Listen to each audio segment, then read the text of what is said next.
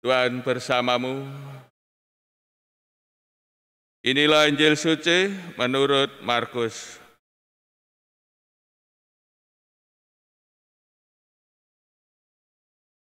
Sekali peristiwa setelah Yesus menyeberang dengan perahu, datanglah orang banyak berbondong-bondong lalu mengerumuni dia. Ketika itu Yesus masih berada di tepi danau. Maka datanglah seorang kepala rumah ibadat yang bernama Yairus. Ketika melihat Yesus, tersungkurlah Yairus di depan kakinya. Dengan sangat ia memohon kepadanya, "Anakku perempuan sedang sakit, hampir mati. Datanglah kiranya dan letakkanlah tanganmu atasnya, supaya ia selamat dan tetap hidup." Lalu pergilah Yesus dengan orang itu. Orang banyak berbondong-bondong mengikuti dia dan berdesak-desakan di dekatnya. Adalah di situ seorang perempuan yang sudah 12 tahun lamanya menderita pendarahan. Ia telah berulang-ulang diobati oleh berbagai tabib, sampai habislah semua yang ada padanya, namun sama sekali tidak ada faedahnya. Malah sebaliknya, keadaannya makin memburuk. Dia sudah mendengar berita-berita tentang Yesus, maka di tengah-tengah orang banyak itu, ia mendekati Yesus dari belakang dan menjamah jubahnya. Sebab katanya, "Asal ku jamah saja jubahnya, aku akan sembuh." Sungguh, seketika itu juga berhentilah pendarahannya, dan ia merasa badannya sudah sembuh dari penyakit itu. Pada ketika itu juga Yesus mengetahui bahwa ada tenaga yang keluar dari dirinya. Maka ia berpaling di tengah orang banyak itu dan bertanya, "Siapa yang menjamah jubahku?" Murid-muridnya menjawab, "Engkau melihat sendiri bagaimana orang-orang ini berdesak-desakan dekatmu. Bagaimana mungkin engkau bertanya, 'Siapa yang menjamah aku?'" Lalu Yesus memandang sekelilingnya untuk melihat siapa yang telah melakukan hal itu. Maka perempuan tadi menjadi takut dan gemetar.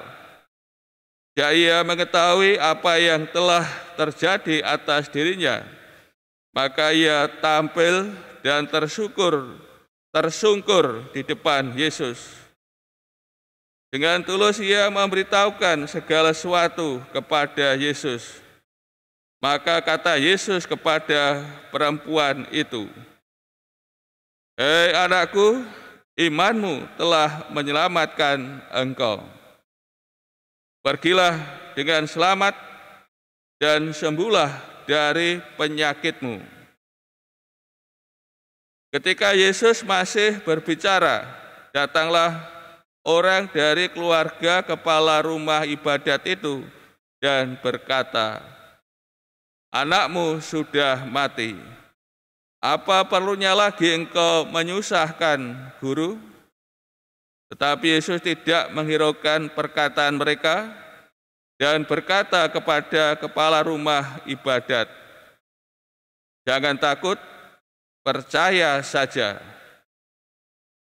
Lalu Yesus tidak memperbolehkan seorang pun ikut serta, kecuali Petrus, Yakobus, dan Yohanes, saudara Yakobus. Dan tibalah mereka di rumah kepala rumah ibadat, dan di sana Yesus melihat orang-orang ribut, menangis, meratap dengan suara nyaring. Sesudah masuk, Yesus berkata kepada orang-orang itu, "Mengapa kamu ribut dan menangis? Anak ini tidak mati, tetapi tidur." Tetapi mereka menertawakan dia. Maka Yesus menyuruh semua orang itu keluar. Lalu ia membawa ayah dan ibu anak itu, dan mereka yang bersama-sama dengan Yesus masuk ke dalam kamar anak itu.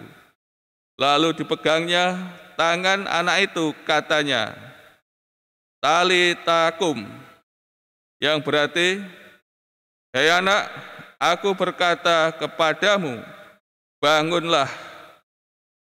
Seketika itu juga anak itu bangkit berdiri dan berjalan, sebab umurnya sudah 12 tahun. Semua orang yang hadir sangat takjub. Dengan sangat Yesus berpesan kepada mereka, supaya jangan seorang pun mengetahui hal itu. Lalu ia menyuruh mereka memberi anak itu makan. Demikianlah sabda Tuhan.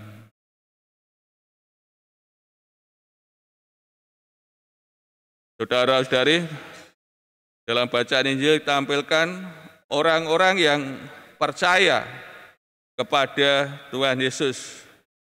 Pertama, Yairus, seorang kepala rumah ibadat. Tentu Yairus ini telah mendengar pengajaran-pengajaran Tuhan Yesus yang diadakan di rumah ibadat, atau mungkin juga sempat berpapasan. Bagaimana ia menunjukkan imannya kepada Tuhan Yesus dengan ia datang kepada Tuhan Yesus, berlutut di hadapannya dan memohon agar Tuhan Yesus berkenan datang ke rumahnya, menumpangkan tangan atas anaknya. Dan yang menjadi kepercayaannya, dengan pentumpangan tangan ini, anaknya selamat dan tetap hidup. Menumpangkan tangan kepada seorang yang sakit menjadi hal yang biasa pada waktu itu. Namun yang menjadi tidak biasa yang menjadi kepercayaan Yairus, ia selamat dan tetap hidup. Kemudian Tuhan Yesus berkenan datang ke rumah Yairus. Namun dalam perjalanannya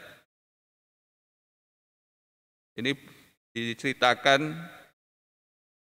perjumpaan Tuhan Yesus dengan seorang wanita yang sakit pendarahan selama 12 tahun.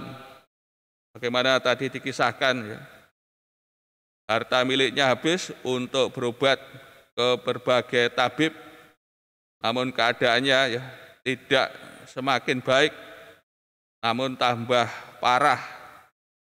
Secara kesehatan tidak ada harapan bagi dia.